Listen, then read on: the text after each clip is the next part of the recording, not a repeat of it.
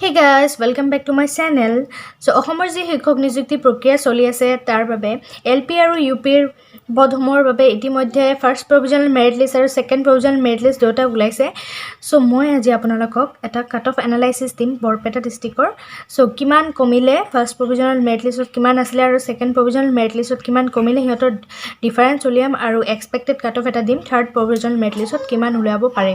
ঠিক আছে, সো আপোনালোকে ভিডিওটো চাই থাকিব শেষলৈকে আৰু যদি আপোনালোকে মোৰ চেনেলটোলৈ নতুন আহিছে দেন সাবস্ক্ৰাইব কৰিবলৈ নাপাহৰিব। সো বলক আৰম্ভ কৰোঁ। সো OBCৰ কথা কওঁ আমি OBCত বৰপেটা ডিস্ট্ৰিক্টত মুঠ পদৰ সংখ্যা আছিল 202টা। ঠিক আছে, সো ফাৰ্স্ট প্ৰভিজনাল মেৰিট লিষ্টত OBCৰ কাট অফ আছিলে কিমান আছিলে 212.383। ঠিক আছে, সো আৰু সেকেন্ড প্ৰভিজনাল মেৰিট লিষ্টত কিমান আহিলে সেকেন্ড প্ৰভিজনাল মেৰিট লিষ্টত আহিলে 209.150। সো আপোনালোকে দেখিব পাৰিছে কিমান এটা ডিফাৰেন্স আহিছে। সো ইয়াত ভালেখিনি ডিফাৰেন্স আহিছে 3.233 ইমানখিনি ডিফাৰেন্স আহিলে। ঠিক আছে, সো থাৰ্ড প্ৰভিজনাল মেৰিট লিষ্টত আপোনালোকৰ এক্সপেক্টেড কাট অফ কিমান হ'ব পাৰে OBCৰ কাৰণে। সো থাৰ্ড প্ৰভিজনাল মেৰিট লিষ্টত আপোনালোকৰ 206ৰ আশে-পাশে হ'ব পাৰে। ঠিক আছে, 206ৰ আশে-পাশে কাট অফ আহি যাব লাগে। আৰু আনৰিজাৰ্ভৰ ক্ষেত্ৰত পোষ্টৰ সংখ্যা আছিলে 30টা। সো ইয়াৰ ফাৰ্স্ট প্ৰভিজনাল মেৰিট লিষ্টত আছিলে 229.267।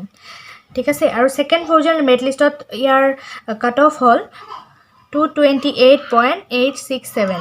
সো ইয়াৰ ডিফাৰেন্স আহিল 0.4। সো মই ইয়াৰ এক্সপেক্টেড কাট অফ দি দিছোঁ আপোনালোকক থাৰ্ড প্ৰভিজনাল মেৰিট লিষ্টৰ কাৰণে 228। সো 228ৰে আশে-পাশে থাকিব আপোনালোকে, বেছি এটা খুব এটা বেছি নকমে কাৰণ যিহেতু পোষ্টৰ সংখ্যাও কম। সো 228ৰ আশে-পাশে থাকি যাব লাগে। সো STPৰ ক্ষেত্ৰত ফাৰ্স্ট প্ৰভিজনাল মেৰিট লিষ্টত আছিলে 195.267। ঠিক আছে, আৰু সেকেন্ড প্ৰভিজনাল মেৰিট লিষ্টত ST প্লেনছৰ ক্ষেত্ৰত আহিল 192.533। সো ইয়াৰ ডিফাৰেন্স হ'ল 2.734। ঠিক আছে, সো 2.734 ডিফাৰেন্স আহিল, ভালেখিনি ইয়াতো কমিছে। সো মই এটা এক্সপেক্টেড কাট অফ দি দিছোঁ আপোনালোকৰ থাৰ্ড প্ৰভিজনাল মেৰিট লিষ্টৰ কাৰণে 189। সো 189ৰ আশে-পাশে আপোনালোকৰ থাৰ্ড প্ৰভিজনাল মেৰিট লিষ্টত ST প্লেনছৰ ক্ষেত্ৰত থাকিব লাগে। ঠিক আছে, আৰু SCৰ ক্ষেত্ৰত মই দি দিছোঁ আপোনালোকক SCৰ ক্ষেত্ৰত আছিল 214.581, পোষ্টৰ সংখ্যা আছিল 15। সো 15টা পোষ্ট আছিলে। ইয়াৰ দেখা গ'ল যে ইয়াৰ কাট অফ সেমে থাকিল সেকেন্ড প্ৰভিজনাল মেৰিট লিষ্টটো।